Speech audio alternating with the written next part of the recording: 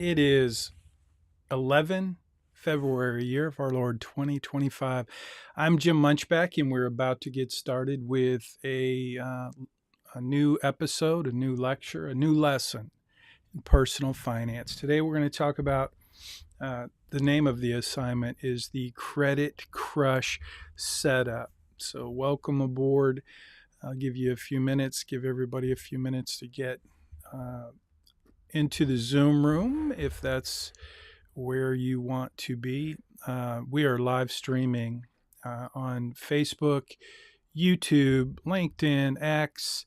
So most of our students are following along in the live stream or watching later. This is an online, on-demand course, asynchronous course. So again, I'm Jim Munchbach, and I'll be your facilitator today. If you are in the Zoom room, you can leave a comment and let me know. Looks like the Zoom room is pretty empty. We've transitioned most of our students to watching the live stream on YouTube. So this is being it's not going to the playlist at the moment. It's just being live streamed on the channel at Jim Munchbach. Munchbach has an H on the end. But if you go to uhplaylist.com, this will be saved in this semester's playlist. That doesn't happen until the end of the lecture. That's the next thing I do when we get done. So I want to just get started. I'm going to see if I can. We've got a couple of minutes. I don't want to get started too soon, but let me just tell you, some of you were asking about my setup and my studio. I'm in my studio right now, and I'm sitting on a yoga ball. So if it looks like I'm bouncing, it is because I'm bouncing. Let me see if I can show you. Yeah, that's the background, but it doesn't look great because I'm sitting down. Now, if I hit this little button over here, just for fun, I'm going to hit the memory button number 3. This is an amazing standing desk, and my desk is going up and I'm going down. So I'm going to stand up from my yoga ball, and my desk will continue to rise. And I'll raise it a little more. So there we go. Now, if I hit the camera from behind, you'll see that's my setup. And now I'm standing. Before I was sitting. So yeah, a couple of you wanted to see that setup. So there it is. And the standing desk came Friday. I spent a good number of hours getting it all set up. It's an amazing piece of equipment. It really transformed the studio. So I'm excited about that. I'm going to go ahead and get started. I'm not seeing anyone in the Zoom room, so I'm going to assume you're all watching on YouTube. I just got a ton of comments on YouTube this morning, so that makes me believe that we are good to go. Okay, so I'm working on another little project with a client right now, and I'm checking my text messages, and I'm going to give them a thumbs up, and now we'll get back to class. So let me just get back to class. Okay, I'm sorry, a little distracted. So what we're going to do today, again, the assignment is called Credit Crush Setup. So this assignment basically is 2 different assignments. This week, today, we're going to set it up, and you will get to go into your Right Capital Financial Planning portal and make some updates, and I'll cover those in today's lesson, today's lecture. And then we will just be ready for next week's assignment. It's really the same assignment. It just comes in 2 parts because you're going to have to do some things to get set up for this Credit Crush assignment. This is one of the most important assignments of the semester, in my opinion. We're going to talk about consumerism. We've talked about credit. You did your credit report. You obtained your free credit report, which is something I hope you found valuable and helpful, to look for anything that might be a surprise on your credit report. The only way you will ever discover those surprises is if you actually do a credit report. So you did that. Now you know how to do that. You know it's free, and I hope you'll continue to do that. So let me just show you a little bit about what we're going to cover today. So we're going to talk about consumerism. That's really the underlying message of this lesson. I'm going to share some stories, or at least a story, from my background to help you understand what my experience is with consumerism and getting buried in debt. And that's really what happens with consumerism. Our culture of consumerism is such that folks can easily, quickly get buried in debt. And I'm going to show you how that happens.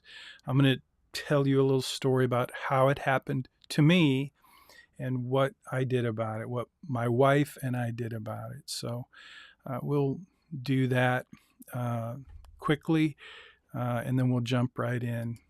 So here is kind of the overview. Well, let me go back to the list.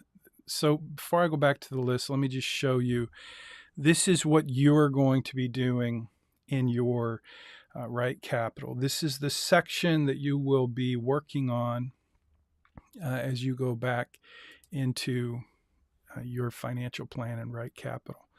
So what we're going to do is we're going to change your birthday so that you become 10 years older. This week is where we make changes in your financial plan so that we can create an imaginary financial plan as if you're 10 years older. So you're going to have to pay attention and think about some of the research that you're going to need to do in your plan or for your plan so that you can update your plan based on these imaginary metrics or factors. So the first one is you're going to be 10 years older. So you simply go into your profile and you change your birthday so that you're 10 years older, which means you have to make your birthday 10 years sooner than it is. So do that. What I want you to also think about, and we planted the seed already for this, but I want you to imagine where you will be 10 years from now after you graduate. And I want you to assume that you get the job that you're looking for, the dream job that you want when you graduate. So that's the second thing. Also, this is where it gets a little bit more complicated. For you, it takes a little more research, a little more thought for you to think about the expenses that you're going to have when you graduate. So that's where I want you to just start to think about you being on your own, financially responsible for yourself, because I want your financial plan and Right Capital to reflect the expenses that you will actually have 10 years from now when you're living on your own, paying your own bills. And I know some of you, many of you, don't really know what those bills are going to look like, because you've never paid them for yourself. And there are a lot of them. So you're going to have to do a little research to get that right. And I will be reviewing your financial plan this week and next week. This week, it's really just to set it up. So pay attention this week. Turn your assignment in early and you'll get some feedback if you're missing anything. So the next thing is your mortgage. We're going to add your mortgage. Talk about that a little bit today. Your car loan, we'll talk a little bit about that, and a credit card. So we're going to walk through the data cards. I want you to see what they look like so that you can pay attention to the details, to the fields that are in those data cards so that you can make sure that your financial plan is up to date and correctly set up. I'm going to show you the most important screenshot for this assignment and for next week's assignment, and you'll see why in just a minute. We'll spend a few minutes, questions and answers, and let's get started. So I'm going to start with this big idea of consumerism. It is it's like I said, the foundation of this course. It's what, when I started teaching this course 13, 14 years ago, uh, one thing I knew is that as students, you're a huge target for the credit industry. And the credit industry, they don't really care what you buy. They don't care if you buy things that are good for you or not. All they care about is the product that they sell, which is credit. And so that's what we're going to look at today.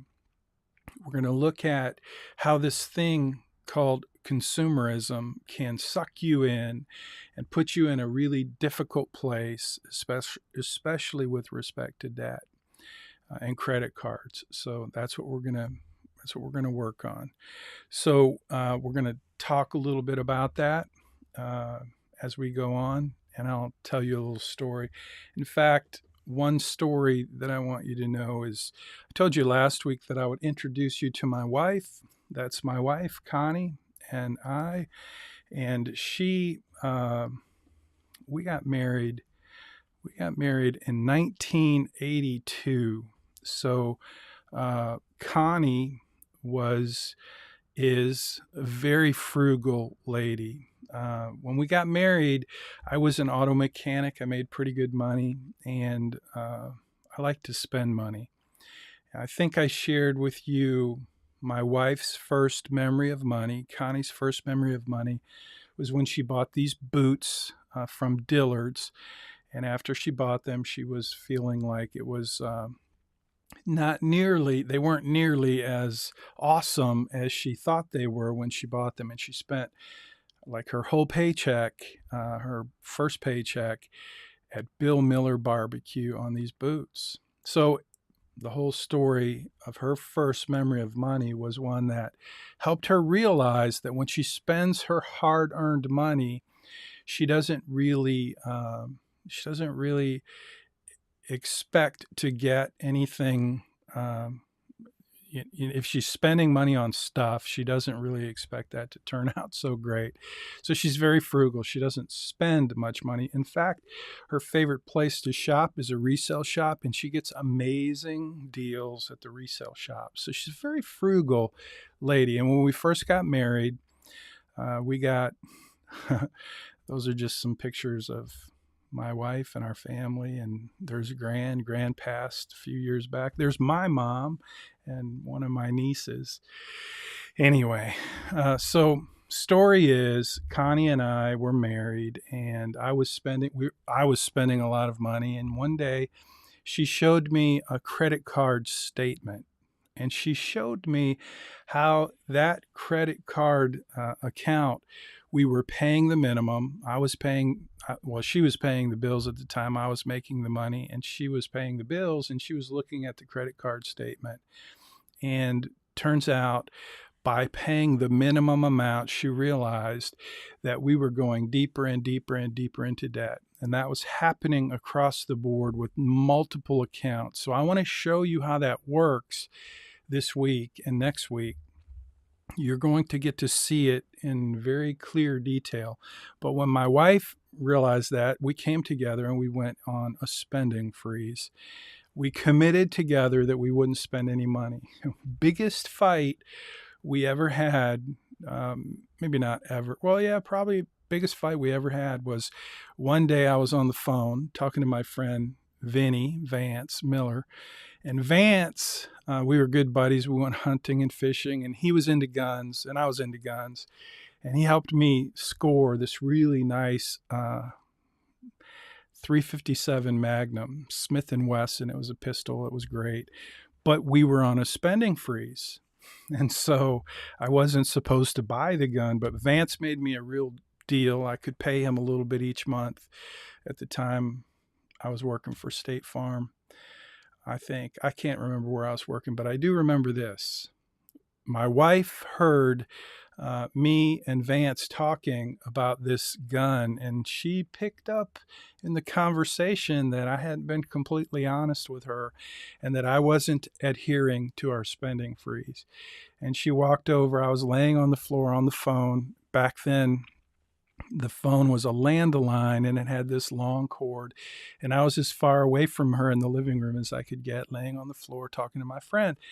And she heard it, and she listened, and she paid attention, and she realized I was not being honest with her. And she came over and she poured a glass of ice cold water on me. And that made me angry. And we had a fight. No one got hurt, but it was not fun. And it was because of money. So some of you have pointed out that the number one cause of divorce in America is money. And money can be a real divider in relationships. And it can certainly be a major influence on bad decisions that come from consumerism, just wanting stuff. That's the whole point. I wanted to have something I didn't really need. It was a toy. It was a gun. I didn't need it. I just wanted it. I liked it. And I was willing to lie to my wife to get it. And that's what I did. And it didn't work out well. It did work out well eventually because, excuse me, my wife definitely convinced me that I needed to get with the program, which I did. And we worked it out. And today we're in great shape.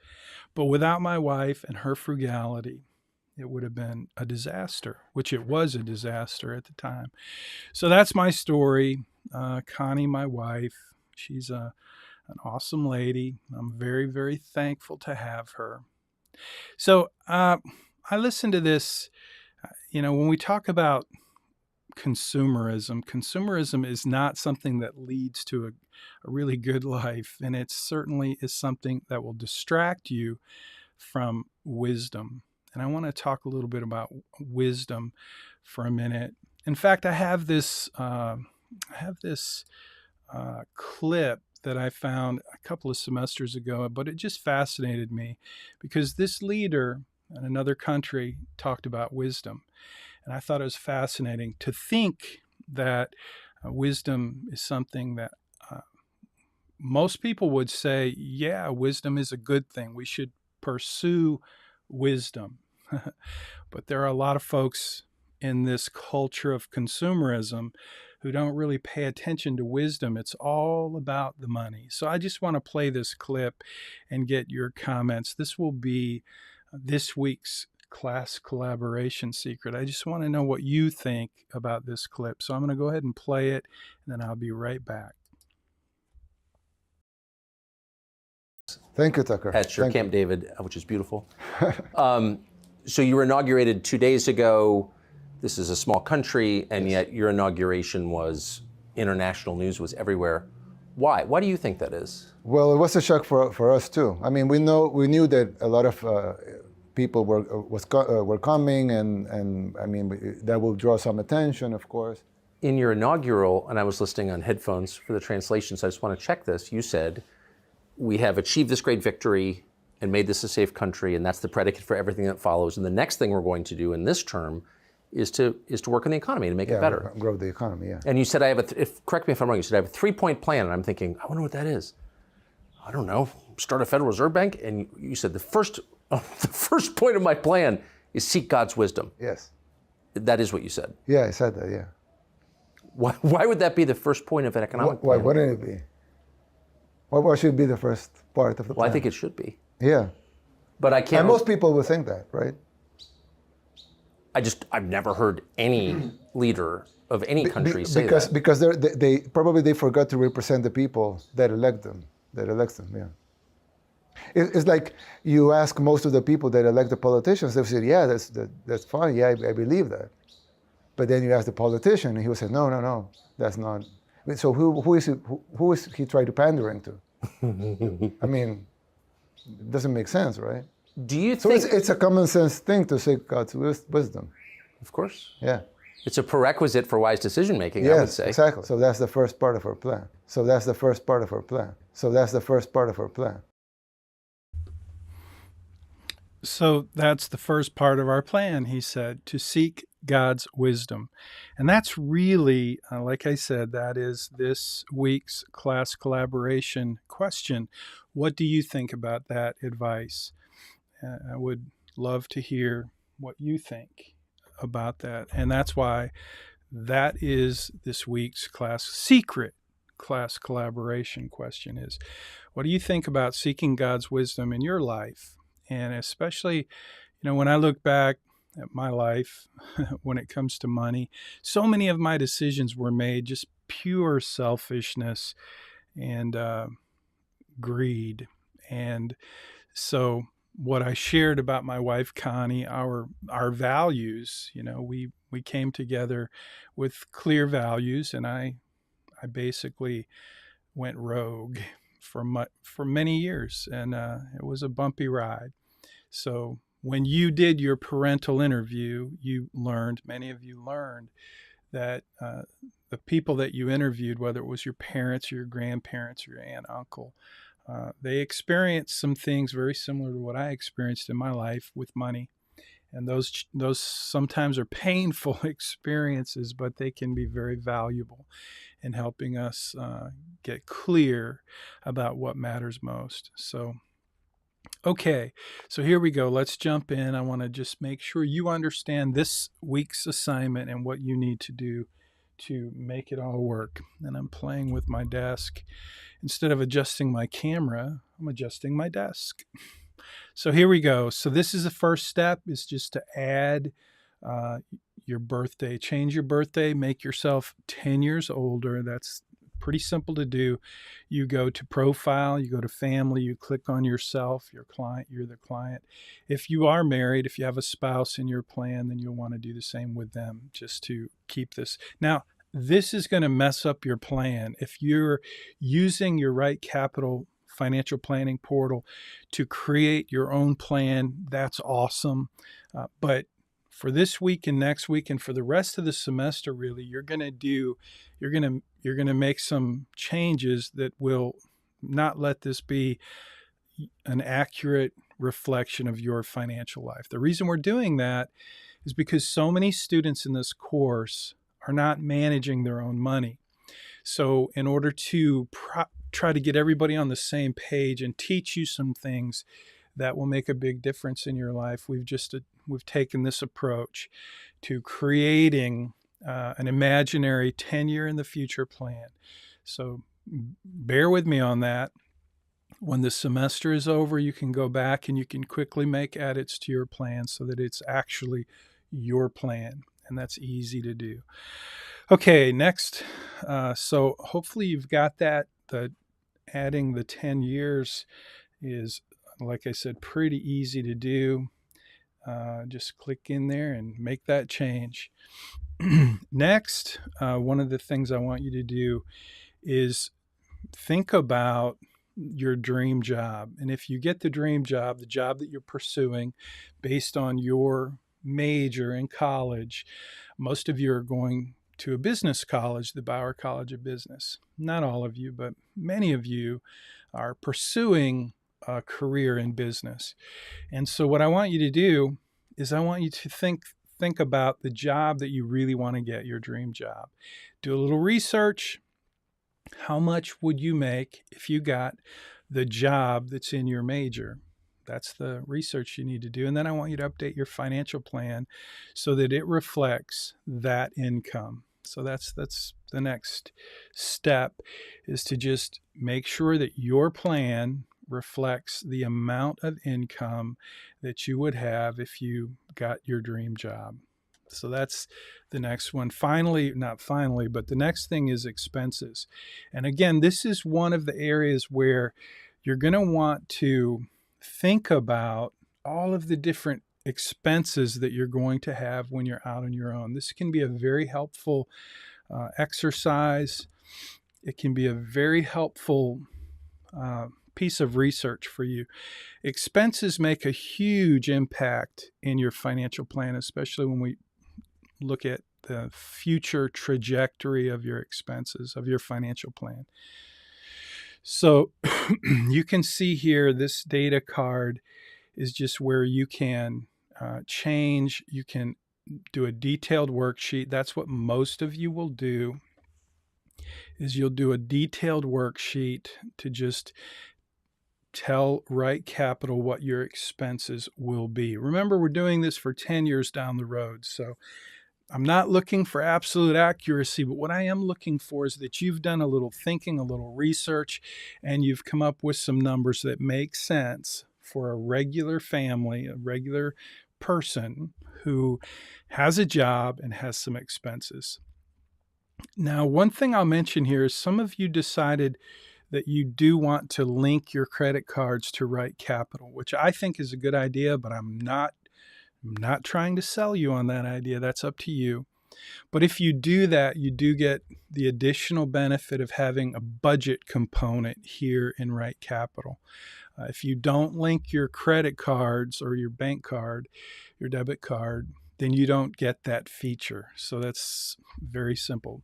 Again, when you add your expenses, you can just do that easily. Just enter the detailed summary of your expenses, and that's what that's what you'll do here.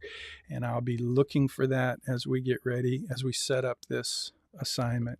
Next, we want to do your home. So again, another piece of research is assuming you're 10 years older, you've got that dream job, you're making good money. Now you need to find a house. I'm going to ask you to invest in a house. You get to search for the house. You get to find the house. You get to buy the house. Pretend to buy the house. But what I want you to do in your research is I want you to come up with a good number. What can you afford? I want you to go out and find the neighborhood that you want to buy the house in and actually select a house that's actually for sale. Get the sale price, do a little research. How much are you going to have on a down payment? How much are you going to have for the, what is the interest rate going to be on the mortgage? And you'll see here, what I'm showing you now is just the data. This is the data card for the mortgage. So you're just going to go and you're going to, well, first you're going to add an account, and it's going to be the loan. It's going to be a mortgage loan, and you're going to add all the data for that data card. So spend a few minutes, do a little research, make sure you know what house you're going to buy, what neighborhood it's going to be in, what are the taxes, what is the cost of the house, what's the down payment, what's the interest rate on the mortgage, how many years, is it going to be a 15-year loan, a 30-year loan?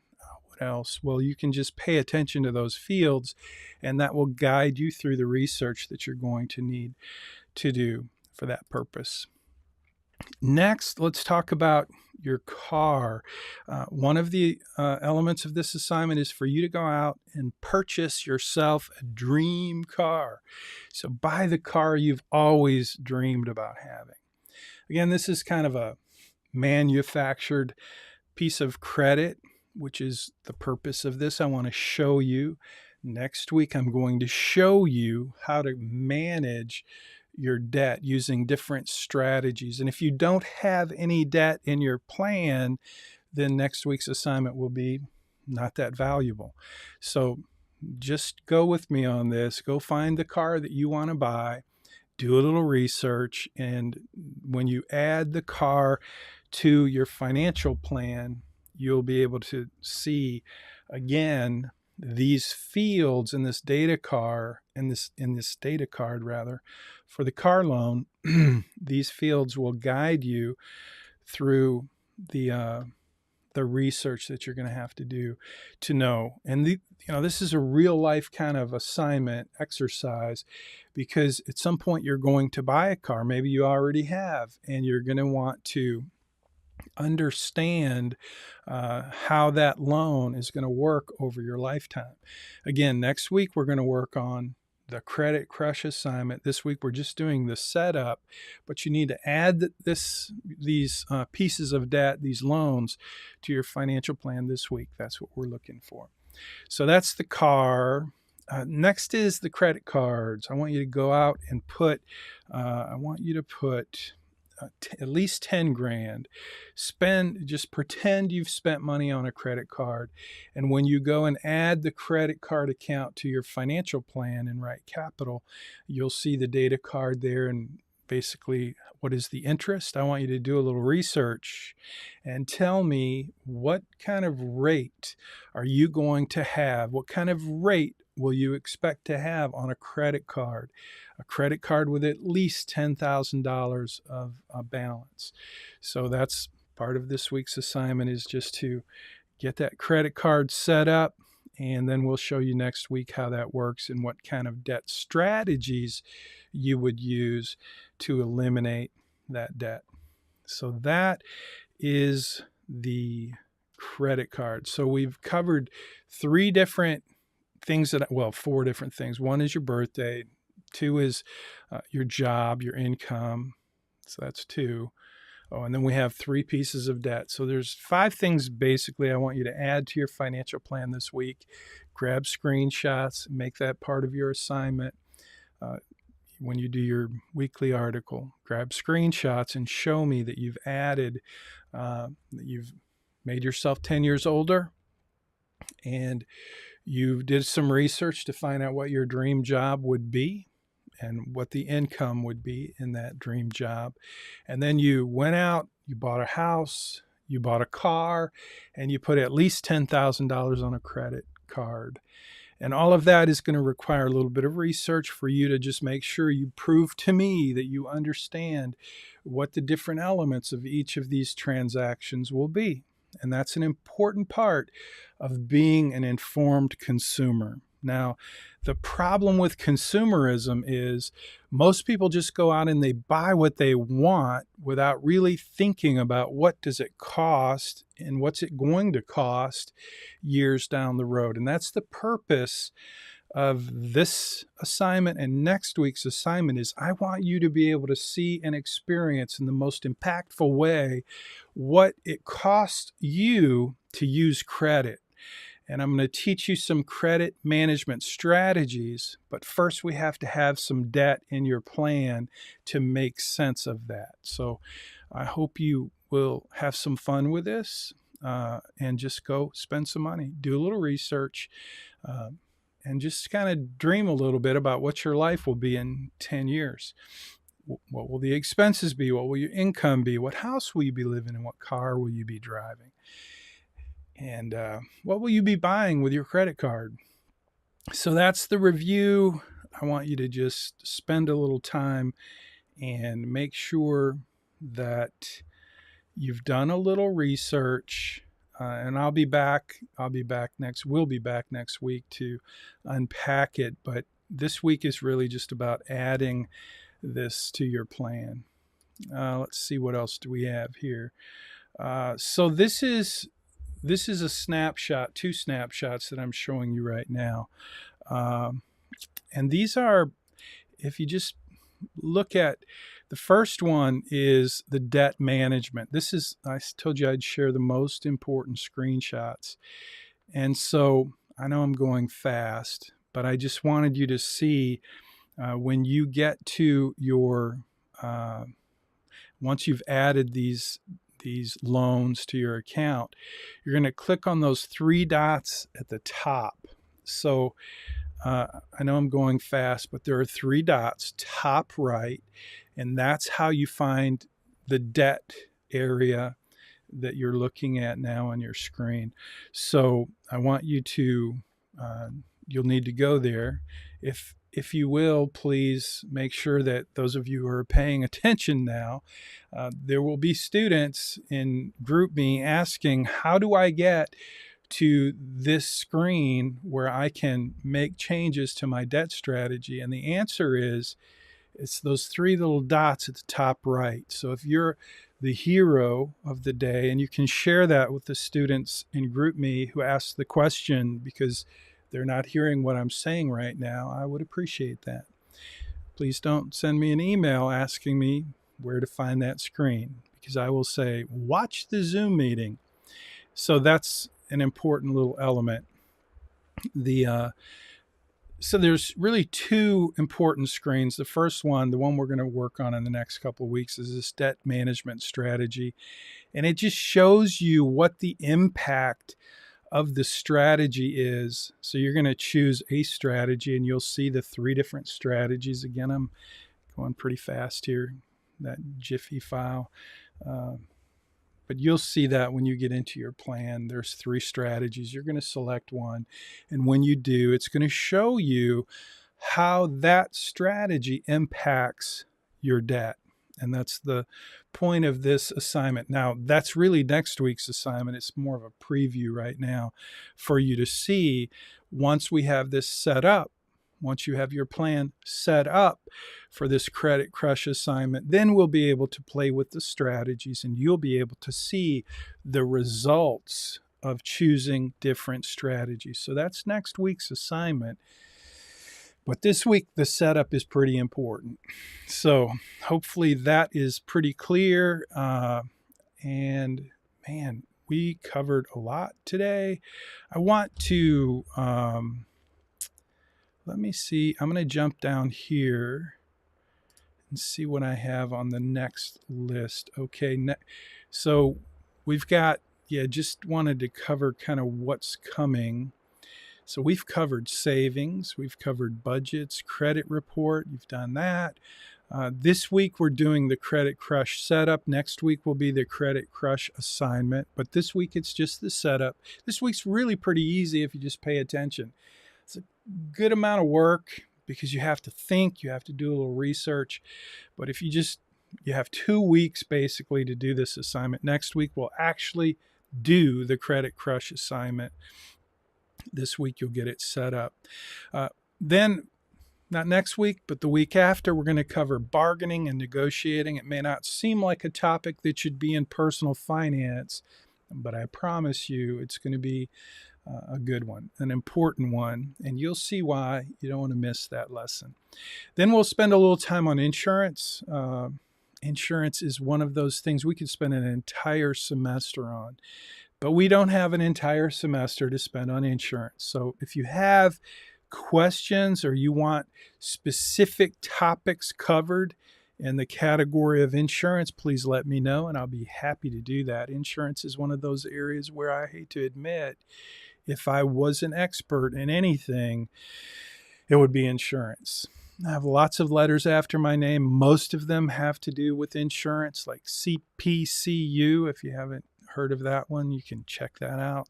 CLU, CHFC, and also CFP, which is much broader than just insurance. But anyway, insurance, we could go on and on, but we're not going to do that. We're going to spend a very short amount of time trying to cover insurance with a goal, my goal, of trying to help you become a good consumer of insurance. I want you to understand some basic components in insurance so that you can make wise choices with how you spend your insurance dollars. You will spend a lot of money on insurance.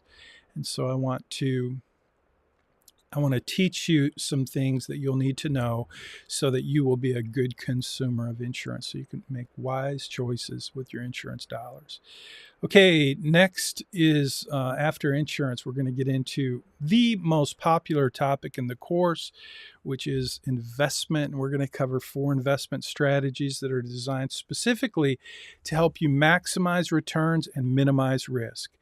That's diversification, asset allocation, which is the single most important investment strategy, because asset allocation is the one that is it's the most important determinant of your portfolio's returns. So you're going to have to learn some things to understand how asset allocation works, and I'm going to teach you that. That's the second strategy. The third strategy is dollar cost averaging, which is the most important, or I say the most powerful strategy. Asset allocation is clearly the most important, but dollar cost averaging is the most powerful. And I'll show you why with a story about Farmer Joe who buys cows. So we'll get into that. Then the fourth investment strategy is portfolio rebalancing. I'll explain all 4 of those investment strategies during that lecture on investing, which again is the most popular topic in the course. One of the things we'll cover is the perfect investment. We'll cover that shortly as well. Do a little bit of work again on asset allocation because it is such an important element of investing. We'll we'll spend a whole week on tax-advantaged investing, and you'll get to learn about types of accounts, because that's really what tax-advantaged investing is all about. It's about types of accounts, and we'll start to cover that quickly. We'll get into that a little bit next week, just as an introduction. So then we'll do a little bit of review, the blueprint for financial successes, where we kind of put it all together and prepare for the capstone assignment, which is coming in week 13. So that's kind of next time. Let's see what's on week 6 list. Okay, this is for next week. So one thing I wanted to remind you of, you guys are doing a great job with early assignments, more and more. I think I have more students this semester doing early assignments than I ever have. I also have more students this semester tuning into the live stream than I've ever had. And I'm cool with that. I appreciate that. That's why we do this live stream, so to make it easy for you to access. But one thing I want to just always remind you of is the early assignment. You get extra benefits. You get a 20% bump. Plus, I really try hard to grade your assignments. I just got a message from my daughter tempting me with some food. And it's about time to be tempted with food.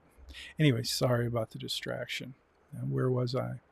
Early assignments, the benefits of early assignments. When you do early assignments, you get a 20% bump, 10 extra points. That's great. You're going to be ahead at the end of the semester. The students who do the early assignments are going to discover that they don't even have to, they really get a lot of free time in this course, because I want you to have time to work on the courses that have final exams that are more challenging. So I give you the incentive to try to catch up and be ahead, so that by the end of this semester, this course requires very little of your attention, and that's on purpose. But the other benefit is, and this is what I was saying, is I try really hard to grade all of the assignments that come in early by Friday at 3 p.m. I try to get those all cleared out and graded Friday evening, so that, I have a clean, clear queue. Students who turn them in over the weekend or on Monday or early Tuesday, those students get graded sometime during the week. So it takes me some time to get those. I try to clear everything out on Friday. So the benefit to you, if you turn your assignment in early by Friday at 3 p.m., is you get it graded quicker, so you know what your grade is. But more importantly is, if you make an error, I am committed to give you feedback when I grade it on Friday. And many of you got your assignments kicked back. You either got a 0 or you got some deductions. And I said, fix this and resubmit it. And then when you resubmit it and you put a little note and say, I'm resubmitting my assignment early, it was turned in early, just kind of do that to help me make sure that I don't forget to give you the full 60 points. So that's the early assignment gig. The benefits are you get your grade quickly. You get feedback if you missed something. You get an extra 20%, an extra 10 points on a 50-point assignment. You get to be ahead at the end of the semester, so that you have the freedom to not really have to do much in this course, so you can spend more time on those other courses. I hope that's valuable to you. I know it is, because you're taking advantage of it. Thank you for that. If you're still not doing that, I want to encourage you to do it. It's not too late. We're only in week 5.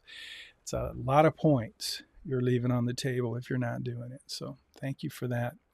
Okay, I think I'm going to close with this little Seek Wisdom screenshot that I created at some point. Live with humility and teachability.